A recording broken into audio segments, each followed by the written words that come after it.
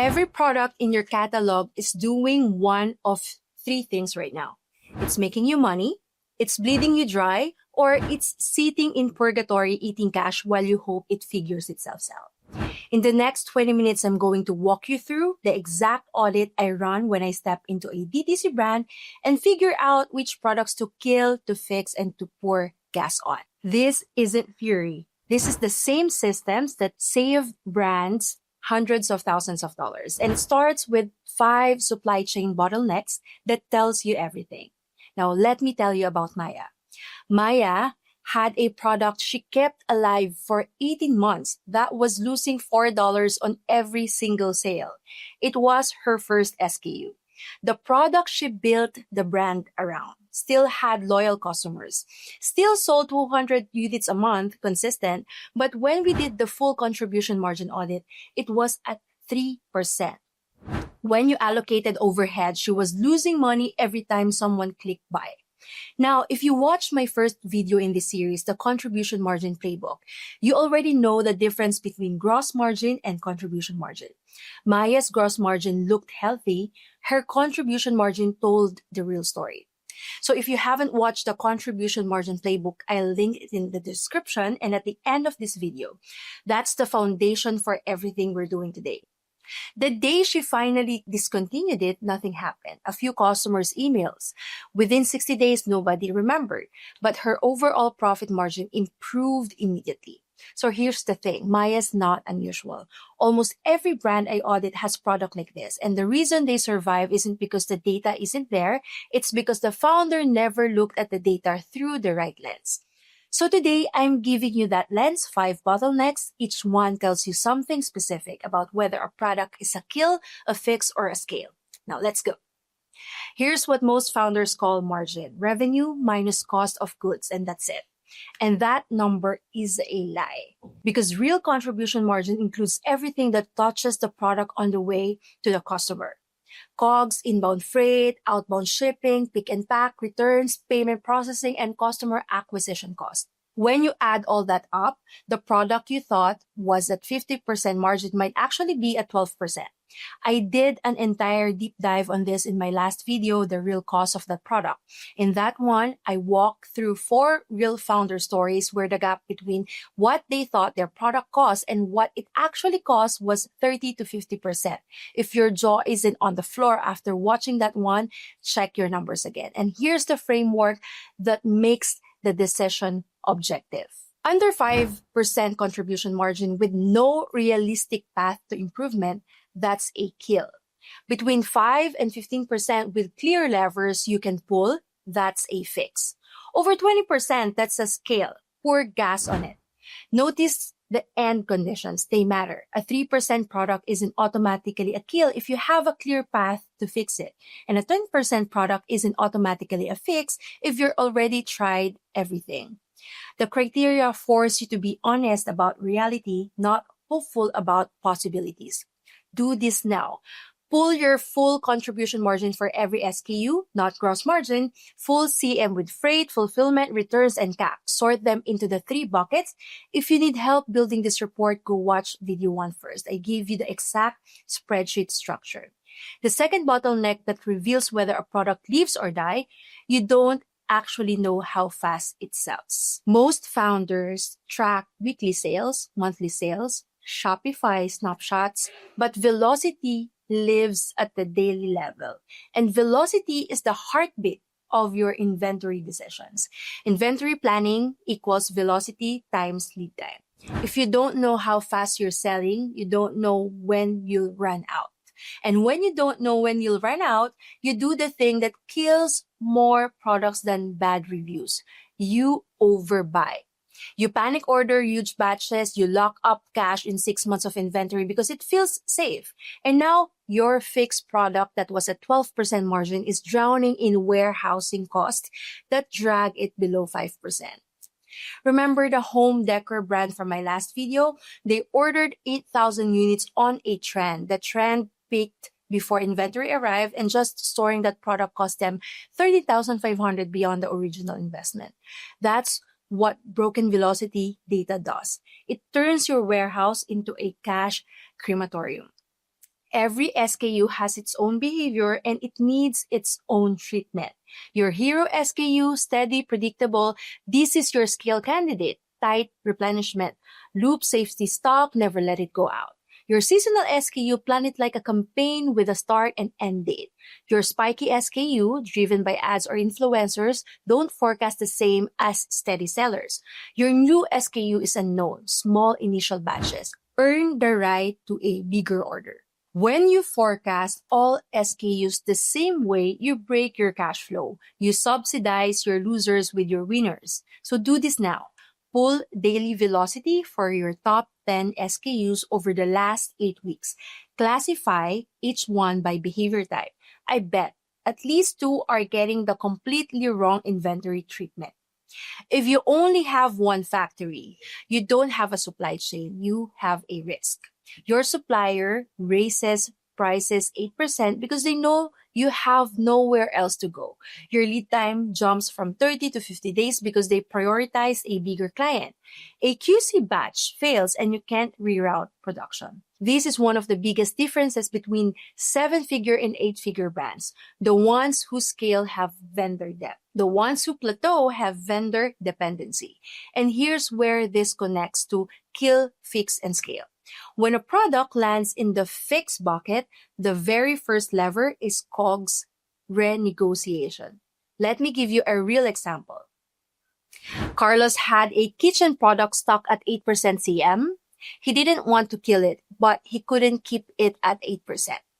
Week 1, went back to his supplier with a volume commitment, 40% more over the next year for better pricing. Got 12% lower unit cost. CM moved from 8 to 11%. Then he attacked returns. 14% rate because product images didn't show true size. He added comparison images. Returns dropped to 9% by day 60. CM hit 13%. Fulfillment. Boxes 2 sizes too large. Dimensional weight is killing him. Custom box saved 80 cents per order. CM hit 15%. Price test. $2 more for a new customer. Conversions barely moved. CM hit 17%. By day 90, 8% to 19%. From kill candidate to a product he could feel good about. And if you're thinking, wait, how do I even know what my real fulfillment costs are? That's exactly what video 2 solves. I walked through Jennifer's story where her 3PL quote said $2.50 per order, but the real cost was $5.95. You need those real numbers before you can pull any of these levers. 5 levers for every fixed product in order of impact. 1. COGS reduction, usually the biggest. 2. Reduce returns, fix the root cause. 3. Optimize fulfillment, audit line by line. 4. Adjust pricing, scariest but often most powerful. 5. Cut acquisition cost. Stop advertising it, let it sell organically or bundle it. Work them systematically. Give yourself 90 days. If you can't get above 15% CM by then, it's a kill. No extensions. Here's a bottleneck nobody talks about that quietly determines whether your scale products usually scale, your inbound pipeline. If your supplier says 30 days, it's never 30 days. Real lead time includes production, QC, packing, booking, vessel transit, customs, drayage, receiving, and put away. In video 2, I told you about Marcus who thought his freight was $0.8 per unit, but real number was $2.96. When you add origin charges, destination charges, customs broker duties, and tracking, if your lead time math is using fantasy freight numbers, your entire replenishment schedule is a friction. And receiving delays inside your 3PL, those can cost you 3 to 7 extra days and thousands in lost revenue. I've watched brands miss launch windows because the product sat at the dock and nobody at the warehouse was ready for it. This matters for kill, fix, scale because hidden lead time costs change your verdicts. Your scale products that stocks out because you miscalculated lead time by 2 weeks, that stock out killed your momentum. Your ads stop working because there's nothing to sell. Your fixed product whose margin keeps getting eaten by emergency air freight, the product isn't the problem, the timing is. Safety stock is not extra. It's protection from supplier delays, ad spikes, QC failures, and port congestion. Safety stock is cheaper than air freight, cheaper than refunds, and cheaper than stockouts. And freight itself, most founders book reactively. High growth brands plan proactively. Routes, timelines, carrier capacity, consolidation, cost modeling. Freight is a margin event, not an admin task. So do this now. Map the through end-to-end lead time for your top 3 products, not the supplier code, the real number from PO to live in warehouse. The last bottleneck ties everything together. You don't have a system for reviewing your portfolio. Most brands audit their products once. When something breaks, then they react. Brands that grow profitably have a rhythm. Weekly, they have velocity review plus stock check. Monthly is PO planning and CM refresh. Are your fixed products improving or declining? Quarterly, full SKU review.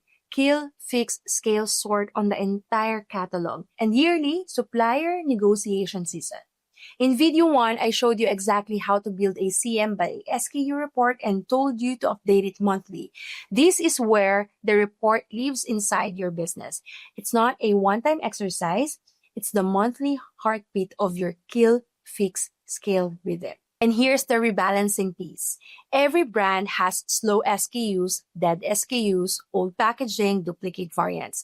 That's trapped cash. Rebalancing unlocks $20,000 to $150,000 through bundling, liquidating, marketing, and redistributing.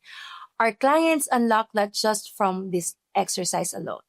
Your warehouse can kill your cash flow faster than a bad supplier if you're not auditing it. Receiving time, put away speed, peak accuracy, packing standards, shipping SLAs, error rates. A tight warehouse equals higher margin. So do this now. Set a recurring calendar event. Every Monday, velocity check. First of the month, CM refresh. End of quarter, full kill, fix, scale audit. Don't skip it. Now, before I give you the action plan, I need to address the biggest blocker. Every founder I work with has that product, the one they know isn't working but can kill. And the reason is almost always the same. We already invested so much. The tooling cost, example, $40K. The initial inventory was $25K. 2 years of development time. That's a long investment. But the money's gone. Whether you sell another unit or never sell one again, the $40K doesn't come back. The only question that matters going forward is each new sale profitable? If no, you're adding new losses to old ones. $40K becomes $50K, then $60K. Each month you delay, the damage grows. If I were starting fresh today, no history, no emotional attachment, would I launch this product?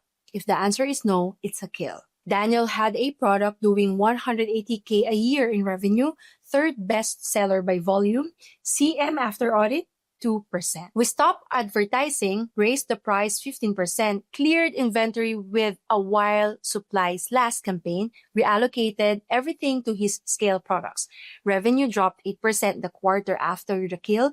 Profit went up 22%. The kill isn't losing. It's pruning so the healthy parts of your business can grow. Now, if you're watching this thinking, I need to do this for real, but I want someone walking me through the full system. That's what Move Accelerator program is. It's 11 modules that connect marketing, finance, and supply chain into one growth system. Sourcing, inventory planning, logistics, cash flow, quality, the complete DTC supply chain built as one operating system. Links in the description, but let me give you the action plan first because you can start this today, right now, without anything else. Everything we covered in videos 1, 2, 3, that's modules 5 through 8 of the accelerator. If you want the full 11 module system with templates, dashboards, and certification, it's there. Here's what to do this week. Step 1, sort your products, pull your full contribution margin data, the way I showed you in video 1. Sort every SKU into kill, fix, or scale using the criteria from today. Under 5% with no path forward, kill. 5 to 15% with levers, fix. Over 20%, scale. Step 2, for your kills, Act immediately. Stop advertising today, raise prices 10 to 15%, clear inventory in 60 to 90 days. You don't need an announcement. Currently unavailable works fine. Step 3, for your fixes, make a 90-day plan. Pick your first lever: COGS, returns, fulfillment, pricing, acquisition costs, in that order. Set milestone for day 30, 60, 90. If you don't hit 15% by day 90, it becomes a kill. No extensions. Step 4, for your scales, protect the winner. Check inventory positions before increasing ad spend. Make sure you can handle 2x demand. Scale marketing 20 to 30% per month. Negotiate better volume pricing and don't mess with the formula. And step 5, set the rhythm. Weekly velocity review, monthly CM refresh, quarterly full kill fix scale audit, yearly supplier negotiation. I've built a complete kill fix scale decision toolkit that walks you through everything we covered today: sorting worksheet, 5-lever fix template, 90-day roadmap, discontinuation checklist, scale prep checklist, and first link in the description. If you watch all 3 videos this month, the contribution margin playbook, the real cost of the product, and today's kill fix scale audit, you now have a complete unit economics system. You know how to calculate real margins, find hidden costs, and make portfolio decisions based on data and not feelings. If you want to turn that into a full operating system with sourcing, logistics, cash flow, quality, the whole DTC supply chain connected, that's what the accelerator does. Links in the description. Here's what I want you to remember. Making no decision is a decision. It's a decision to keep losing money on products that aren't working while starving products that are. Go sort your products, make the hard calls. Your business will thank you. Stop hoping and start deciding. I'll see you in the next one.